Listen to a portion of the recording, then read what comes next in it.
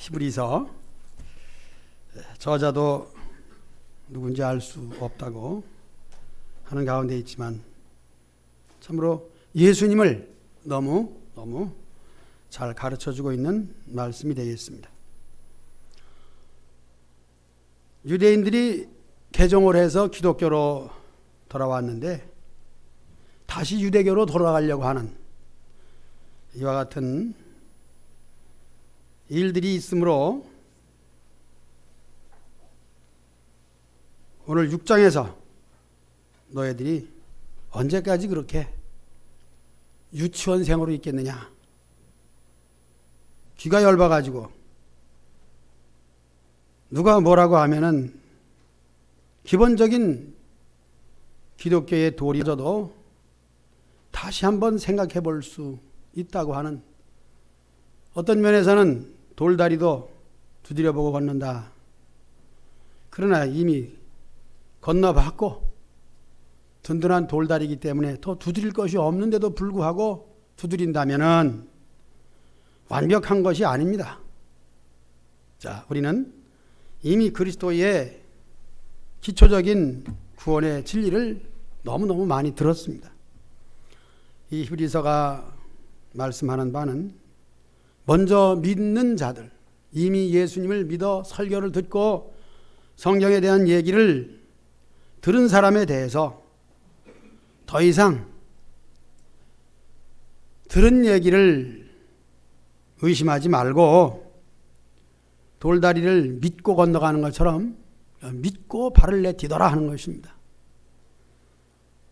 1절에 보니까 그리스도의 도의 첩보를 버리고 이렇게 나와 있습니다. 죽은 행실을 회개함과 하나님께 대한 신앙과 세례와 안수, 이것이 기본이에요. 자, 회개. 이단들이 얘기하는 것 중에 하나가, 이 말씀은 회개할 것이 없다 하는 말씀입니다. 이 회개할 것이 없다는 것은 불신을 회개하고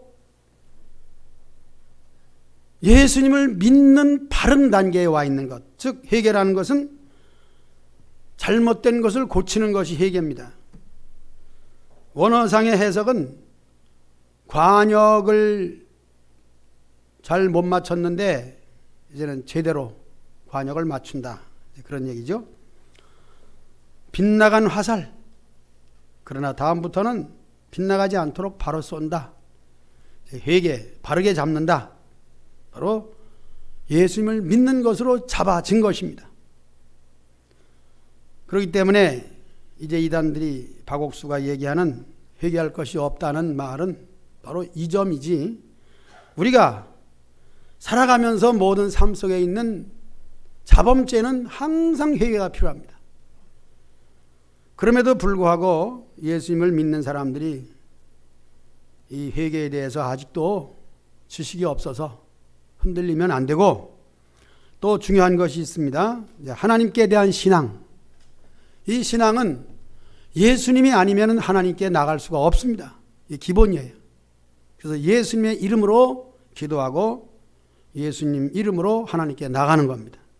하나님께 나올 수 있고 나왔습니다.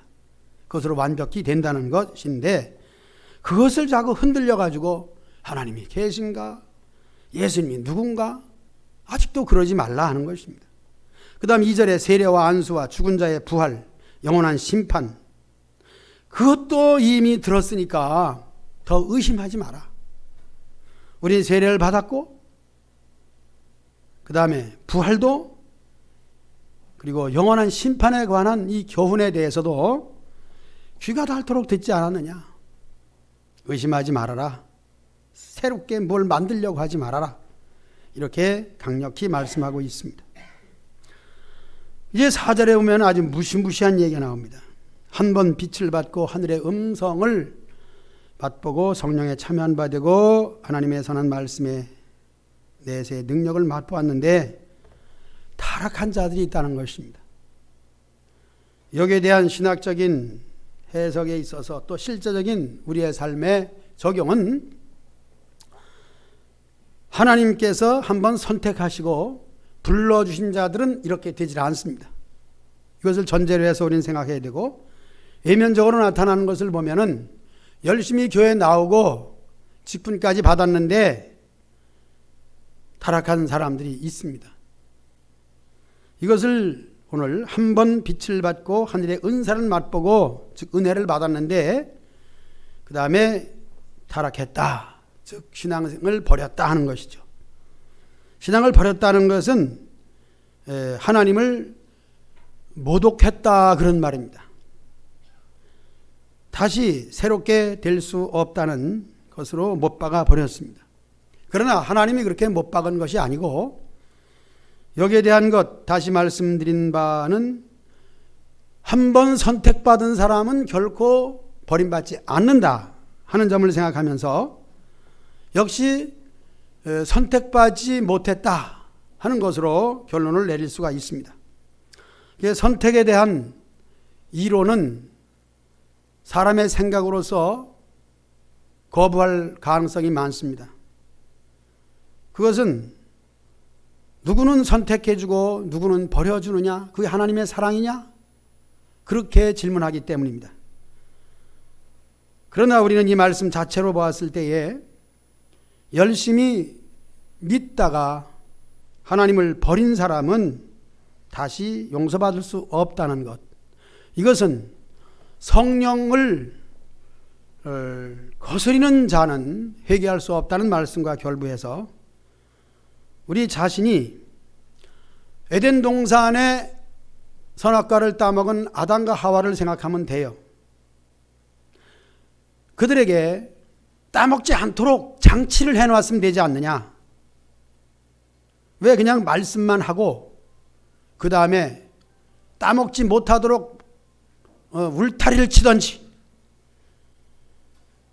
그들을 강권적으로 그냥 이렇게 못 따먹게 막 하나님이 역사하시든지 뭐 그렇게 하면 되는데 라고 하는데, 그것은 하나님의 창조 원리에 어긋나는 것입니다.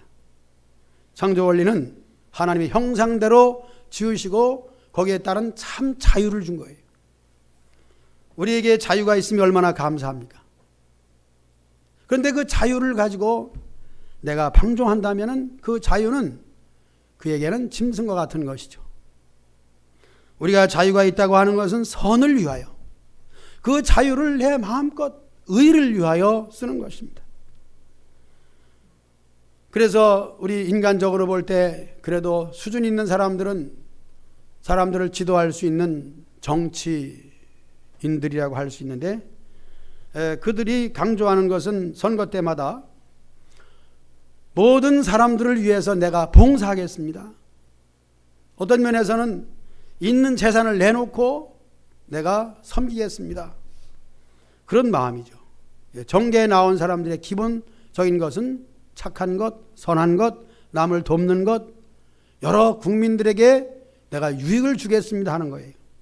바로 그것이 기본이에요. 그런데 사람은 또 변질되잖아요.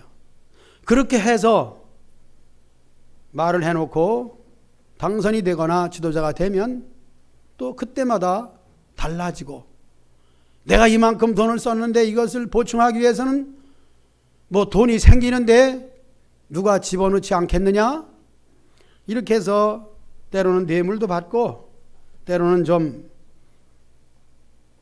돈 많은 기업인들에게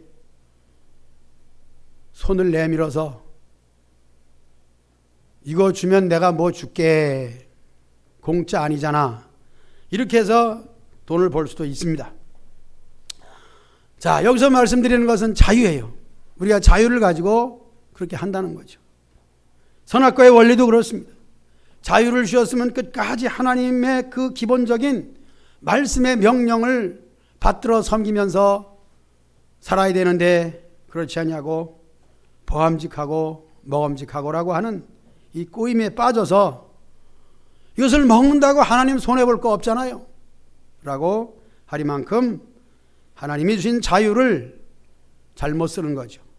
자, 여기 대해서 하나님의 선택과 또 선택받지 못한 사람에 대해서도 사람들은 왜 누구는 선택해주고 누구는 버려두었느냐고 정말 억울해서 간곡히 또 어떤 면에서는 진실한 마음으로 왜 나를 선택해 주지 않았습니까? 라고 이렇게 하나님을 향하여 항의한다든지, 자, 항의 또 대든다든지, 이것이 뭐냐? 그렇게 하는 사람이 있다면 그 사람은 선택받은 사람이에요. 반드시 그 사람은 그렇게 하나님을 향하여 항의하며 어떤 면에서는 삿대질을 한다 할지라도 하나님은 그에게 선택해 주신 것을 드러내주고 너는 선택받은 내 백성이야 라고 말씀하시는 것입니다. 그러나 선택받지 못한 사람은 그것이 없어요. 왜 나를 버렸습니까?도 없습니다. 자, 여기서 말씀하는 것은 이미 전도를 받고 교회에 나와서 신앙생활을 열심히 했는데,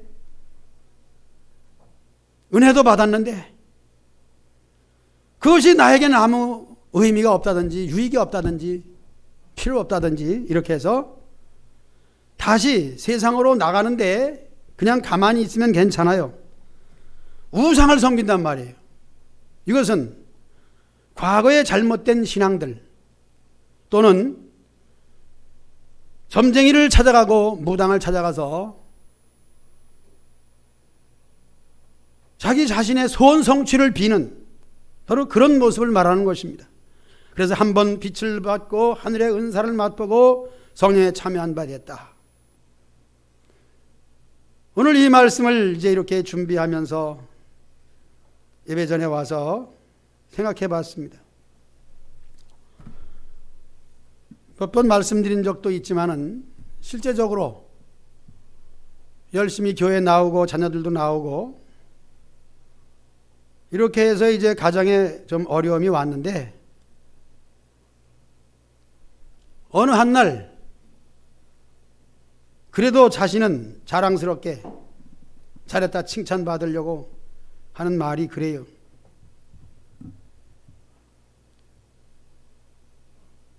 기도를 해도 안 되고 부흥회 가서 은혜를 받아도 안 되고 해결이 안 돼가지고 용한 무당이 있다 그래가지고 불러들여가지고 구술했지요. 그러면서 떳떳한 듯이 말하기를 그래도 나는 뒤에서 무당이 구술해가지고 문제 해결되기를 간절히 기도했거든요. 그것은 그 사람의 진실이에요. 자, 이것이 뭐냐면은 하나님을 모독하는 거죠. 우리의 믿음의 생활이 하나님을 믿노라 하면서도 이렇게 될 수 있다고 하는 그 내용을 전체적으로 여기서 말씀해서 가르쳐 주는 것을 보면은 우리가 신앙생활의 지식과 열심을 등한히 여기는 거예요. 그러니까 히브리서에서 말씀한 여러 가지의 이제 설교 중에서 우리 3장에 보면은 우리 믿는 자의 사도시며 대제사장 되시는 예수님을 깊이 생각하라 하는 말씀이 있잖아요. 그러니까 우리는 좀 더 깊이 생각할 수 있는 이 노력이 필요하고 열심이 필요합니다. 구원받은 자의 삶이 그래요. 말씀을 들어도 이 말씀이 설교가 언제 끝나나 빨리 하고 빨리 예배드리고 어디 가야 되는데 이 생각을 하게 되면 은혜를 못 받아요. 즉 은혜 받는다 하는 것은 설교의 이해와 그 말씀이 나의 삶에 적용이 안 된단 말이에요. 그렇기 때문에 교회는 나오지만 설교 말씀을 자세히 듣지 아니하고 등한히 여기면, 그래서 등한히 여기면 떠내려간다 2장이죠. 흘러 떠내려간다는 거죠. 이미 교회 나와서 구원받아야지, 열심 내서 천국 가야지, 그런 마음까지도 시간이 많이 가면 희미해지고 사라진다는 것입니다. 그렇게 되면은 심리적으로 보았을 때에 다시 교회에 나가서 열심을 내야지 한다는 마음조차 있을 수가 없는 거죠. 이 사람의 삶이라고 하는 것은 처음 대할 때 참 좋다. 그래서 그것을 가지고 누리고 즐겁게 하다가도 아유 실증이 났어 하면은 다시는 그것을 보기도 싫어 하는 것이 사람의 마음이죠. 기본적인 마음이에요. 아이들이 그렇게 그래도 재밌게 가지고 노는 이 장난감 중에 자전거는 아닌데 뭐 이렇게 타는 게 있어요. 근데 그 재료가 뭘로 되어 있냐면은 양은인가 스테인레스인가 그 바퀴도 아주 튼튼하게 잘 되어 있어요. 두 개가 여기 와 있는데 그건 타다 버린 거죠. 즉 다시 말하면 재밌게 놀다가도 실증 나면은 버려서 돌아보지도 않는 거죠. 그것을 다시 쓰는 것을 재활용이라 그래. 우리 가정엔 재활용품이 많잖아요. 하필 그 얘기를 하느냐. 우리가 예수님을 믿다가 혹은 열심을 내다가도 더욱 열심히 기도하고 열심히 참여하고 집중하지 아니하면 그 다음에는 재미가 없는 거예요. 그럼 교회 나와도 그냥 뭐 꽂아놓은 보릿자루라고 할까요? 뒷전이에요. 그래 놓고 하는 말이 사실 우리 목사님들도 그래요. 그래도 저에게 전화를 해서 노회선 뭐 도와주는 거 없냐고. 노회선 목사님을 물질적으로 도와달라는 얘기인데 노회는 목사님들이 교회에서 내는 상회비를 가지고 운영하는 거예요. 그것이 책정된다면 물론 도와줄 수 있는 것 참으로 좋죠. 그래서 순전히 목회자들도 손만 벌리고 있다는 것을 여러분들에게 얘기하는 것은 두런어 침 뱉기죠. 그러나 침을 뱉으면서라도 내 얼굴에 떨어지는 거 알면서도 우리 성도들에게 가르칠 수 있는 것은 교회가 나에게 주는 유익이 뭐냐? 또 하나님을 믿으면 나에게 어떤 유익이 있느냐? 예수님을 믿어도 기도를 해도 안 되는데 내 사업이 이렇고 내 건강이 이렇고 여러 가지 어려움이 있는데 라고 하면서 항의 전화하듯이 하나님을 향하여서 불평하고 원망한다면 그 마음 자체가 다시 은혜를 받고 하나님께 예배드릴 수 있는 마음이 사라지는 거예요. 그래서 히브리서 기자는 그걸 강조하는 거예요. 이미 너희들이 유대교에서 돌아오지 않았느냐. 과거의 행실이 옳지 않기 때문에 이제 올바른 행실을 너희가 배웠다. 그러므로 그것에서 안주하여 그냥 앉아있지 말고 더 예수님을 깊이 생각하고 또 너희들이 이제는 연약한 신자를 돌봐야 된다 하는 거예요. 너도 그런 자리에 있을 때 너보다 먼저 믿는 사람들이 전도했고 그리고 가르쳤고 구역 예배를 통하여 어떤 성가대나 여전도회나 견을 통해서 너희들이 많이 배우지 않았느냐. 자, 우리가 교회 기관이 있는 것은 근본적으로 신앙을 서로 공유하자고 하는 거예요.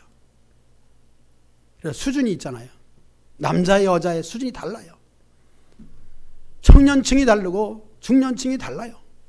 수준에 맞는 성도끼리 교제함으로써 서로 대화가 통하잖아요.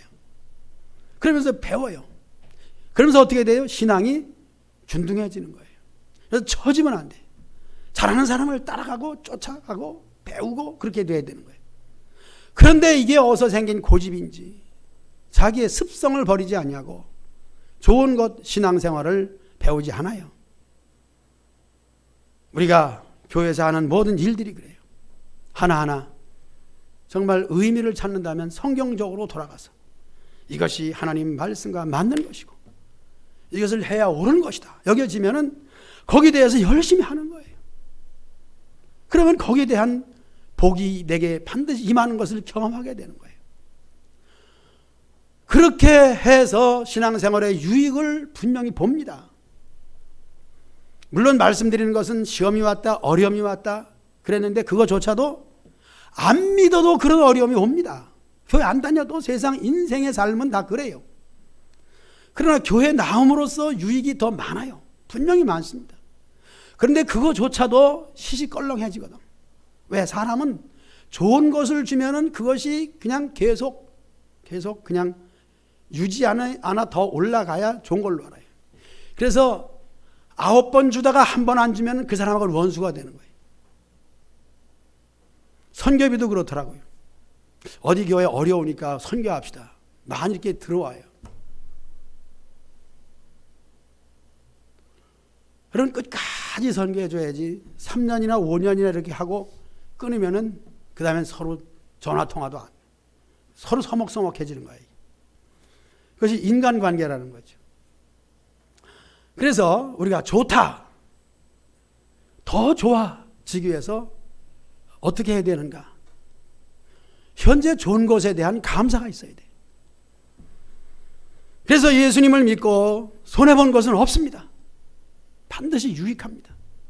그것을 힘써 더 행해야 되는 거예요. 개인적으로 저는 그렇습니다. 그러나 이 개인적이라는 것이 제 체험이고 또 그것이 간증이 되기 때문에 저는 체험적인 것 간증은 그래서 제 것임으로 끝나야 되지 여러분들에게 적용시킨다는 것은 또 여러분 나름대로 어렵잖아요. 저는 어려서 이 11조에 대한 설교나 목사님, 담임에게 그런 강조를 못 받았어요. 그렇기 때문에 열심히 일하고 봉사하는 것은 잘했는데 11조는 내 자신이 그냥 그것도 은혜겠죠. 이제 그렇게 했어요. 그러나 이제 목회자가 되면서는 저희 가정으로 이제 생활비가 들어오잖아요. 그럼 이제 11조를 내고 그렇게 하니까 제 자신에게 대해서는 사실상 11조에 대한 그 개념이 그냥 하니까 그렇게 중요하지 않았습니다. 그런데 이제 요즘에는 가끔 수입이 생겨요. 왜 생기는가 모르겠어요. 왜냐하면 노회장이 되니까 또 큰 교회에서 불러서 설교를 하고 뭘 하면은 사례를 많이 주더라고요. 그러니까 11조가 아주 재밌어지는 거예요. 이게 죄송합니다, 여러분들. 이런 개인적인 얘기해서. 11조를 내면 그렇게 기뻐요, 그냥. 목사님이 뭐 저렇게 유치한 얘기를 하느냐고요. 그런데 저도 유치해지더라고요. 하나님께서는 참 이 수입에 대한 11조를 내면 은혜를 주시는구나. 그럼 또 수입이 생겨요. 언제까지 생길런지는 모르겠어요, 이게. 1년으로 끝낼런지 2년으로 또 지속될런지. 이게 체험이에요. 은혜란 말이에요. 돈은 내면 아깝잖아요. 그래서 어떤 데는 5만 원짜리 6장씩 들어와요. 30만 원, 엄청나게 많은 거예요. 근데 누구한테 물어봤더니 하루 일당이 그 정도는 된다 그러더라고요, 요즘에. 일당을 몰랐는데, 그러나 저로서는 큰 거죠. 제가 돈이 잘 필요한 것도 아니잖아요. 여러 성도들이 생활비 준 거 가지고 가정에서 다 주면은 나는 그냥 먹고 옷 사주면 옷 입고 쓸 데가 없잖아요. 그런데 가해로 생기니까 이게 참 대단히 돈이 좋더라고요.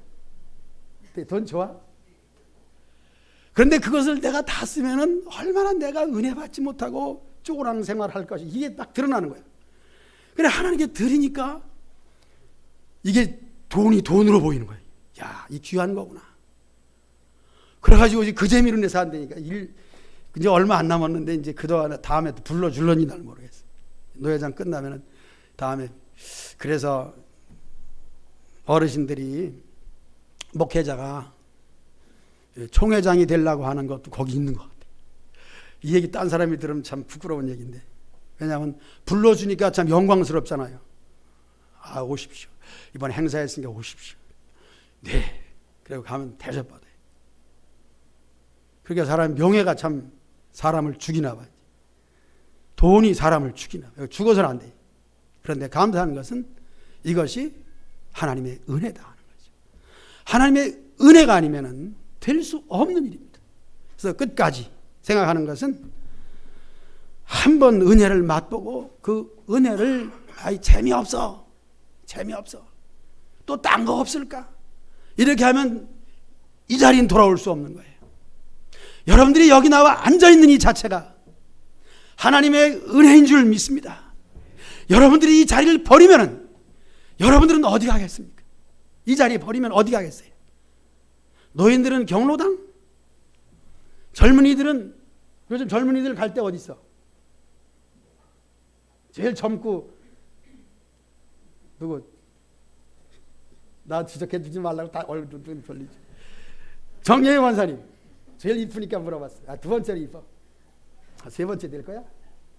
이 자리 떠나 어디 갈 거야? 집에 있어야지. 집에서 똥 싸문 게? 사실 갈 데가 없습니다, 여러분. 여러분 이 자리 버리면 갈 데 없어요. 이 자리가 행복한 자리인 줄로 믿습니다. 내가 여기 있다. 꽃같이 이쁜 집사님, 게이트 볼 치러 갈 거야? 게이트 볼 치니 따르르 굴러가서 뭐 이렇게 마치고. 그것도 재미있죠.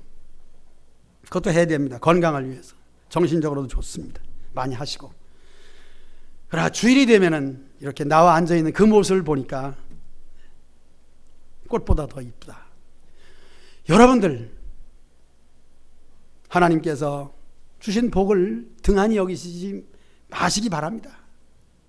이것을 등한히 여기면 우리는 갈 데가 없어요. 이 은혜와 복을 버리면 우리 할 일이 없습니다. 그래도 노인 시대에 노인축에 낀다고 한다면, 제가 그렇다면은 우리끼리 노인들끼리 얘기를 하다 보면 거의가 다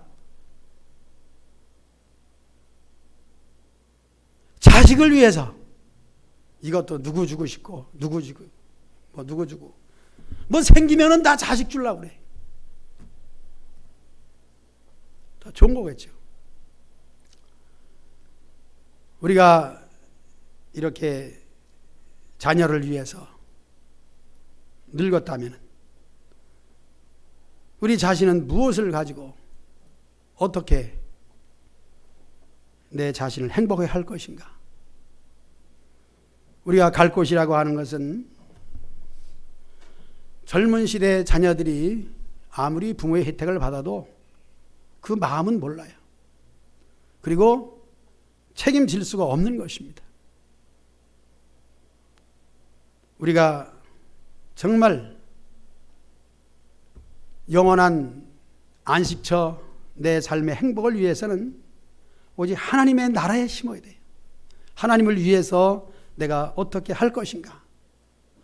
그걸 생각해 보면은 거기에 대해서 우리는 마음을 새롭게 할 수가 있습니다. 그것은 내가 예배를 더 잘 드려야지. 하나님이 어떻게 하면 기뻐하실까?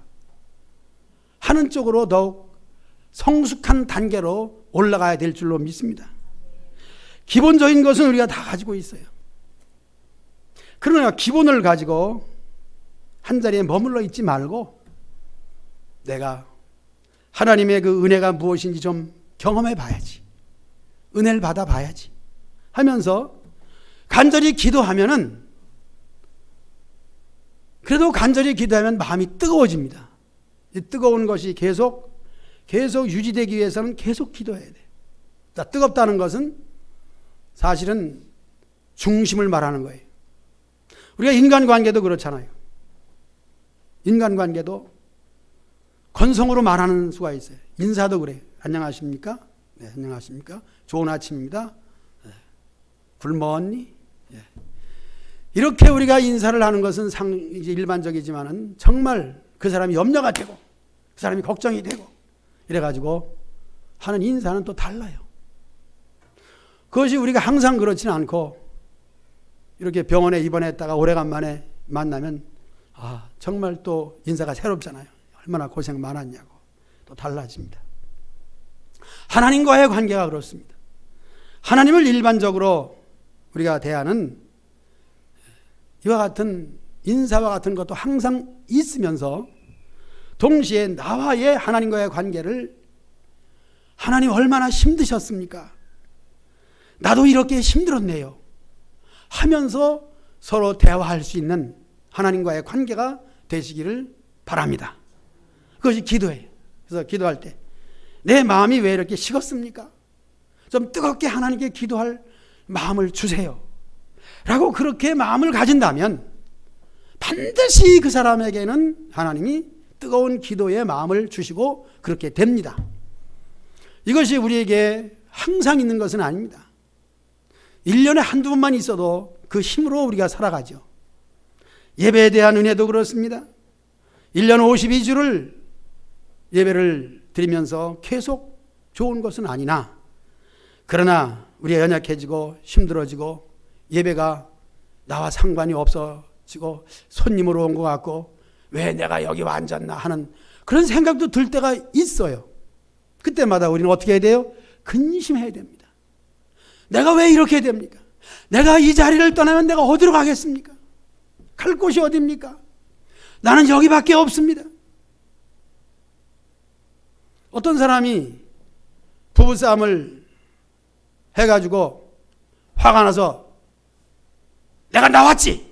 그까짓 거 화가 나서 나왔어. 그러니까 한 사람이 그러더래. 나오긴 내내와 지집을 두고 버티고 앉아가지고 쫓아내야지. 따라합시다. 나오긴 왜 나와? 쫓아내야지. 이 정도는 돼야 가정을 지키지. 왜 끼어나와?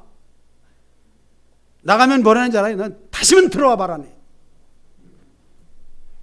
그러니까 여러분 홀로 계신 분은 그것도 못하지만 같이 그래도 아직도 사는 분들 혼자 사는 게 얼마나 복인지 몰라요. 그런 것도 없으니까. 왜 재혼하나 모르겠어. 좋으니까 하지. 그러나 재혼한 사람은 재혼한 대로 바울은 그랬습니다. 다 좋다. 그렇지만 홀로 사는 사람은 홀로 사는 걸로 만족해라. 자, 홀로 사시는 분은 행복한 줄 믿습니다. 아멘 하세요. 없나 과부들? 홀로 살면 홀로 사는 걸로 좋고 둘이 살면 참 괴로운 게 많아요. 사실 홀로 사는 외로움보다 둘이 사는 괴로움이 더 많다는 것을 저는 얘기 안 했지만 많은 사람이 얘기하더라고요. 만만한 건 성가되니까 그래도 결론적으로 딱 쳐다보면 젊은이들도 이해가 돼서 시집까지 하는 처녀가 있느냐? 결혼하려고 마음먹지 마라. 우리 주님을 신랑으로 해서 주님을 기쁘게 드리는 삶으로 만족하라는 거죠. 말씀드리고자 하는 것은 왜 쫓겨나느냐? 아니 내가 왜 뛰쳐나오느냐? 물론 쫓아내는 게 아니라도 화가 나니까 뛰어나왔지? 병신같이 왜 뛰어나와? 쫓아내야지. 우리 믿음의 생활이 그렇습니다. 그래서 이 얘기는 세상 얘기가 아니라 다윗이 그랬어요. 그렇게 은혜를 많이 받은 다윗. 이 세상에서 은혜를 가장 많이 받은 사람이 다윗이에요. 그래서 예수님 믿는 사람들은 다윗을 잊어버리면 안 돼. 다윗. 그렇게 은혜 많이 받은 사람도 때로는 너무너무 힘들어서 하나님 왜 나를 버리셨습니까? 나에겐 원수가 왜 이렇게 많습니까? 하면서 성전에 가기가 너무 힘들고 성전에 와 있어도 내가 왜 여기 나와 있는지 모르겠어요. 아니 그렇게 하나님께 예배드리길 원해서 성전을 지을 준비를 하고 하나님 하면 껌뻑 죽는 사람이 왜 그렇게 되었습니까? 그는 그때의 마음속에서 내가 왜 여기 나와 있는가? 하나님이 없는 것 같고 은혜란 것은 받아본 적이 없는 것 같고 항상 나에게는 괴로움만 있는 것이고 손해보는 것만 있고 원수만 있고 이러니 내가 살맛이 안 나서 이렇게 하소연할 때에 그가 물론 하나님의 은혜겠죠. 깨달은 바가 있어서 그가 말한 것이 먼저 하나님 내게서 성령을 거두지 말아 주옵소서. 저도 많은 경험을 했기 때문에 성령 떠나시면은요 설교가 안 되고 성령 떠나면 신앙생활 이제까지 해온 것이 다 헛다방이에요. 첫째는 성령을 거두지 마시고, 그 다음 두 번째로 강조한 것이 뭐예요? 나를 주의 전에서 쫓아내지 말아 주옵소서라는 겁니다. 여러분들이 앉아있는 이 자리는 복된 자리인 줄로 믿습니다. 은혜 받은 자라면, 택함 받고 은혜 받지 아니하면 하나님께 예배 드릴 수가 없는 겁니다. 형식이 되었든지 어떤 것이 되었든지 예배 드릴 수 있는 이 자리에 있는 것이 복이에요. 더 다른 것을 주실지라도 더 바라지도 말고, 주여 나를 여기서 쫓아내지 마시고, 특히 나에게 성령을 거두지 마시고, 내게 성령으로 항상 은총을 내려주셔서 성령 충만하게 하여 주옵소서. 그래서 찬송하게 하시고, 내가 맡은 일을 봉사하게 하시고, 하나님의 일을 즐겁게 하게 하여 주시옵소서. 내가 귀한 것을 모르고 등한히 여겼던 것을 다시 찾게 하시사 귀히 여기게 하시고, 그것을 통하여 내 인생의 즐거움을 느끼게 하여 주시옵소서. 기도하며 간구하는 우리 성도들 다 되시기를 주의 이름으로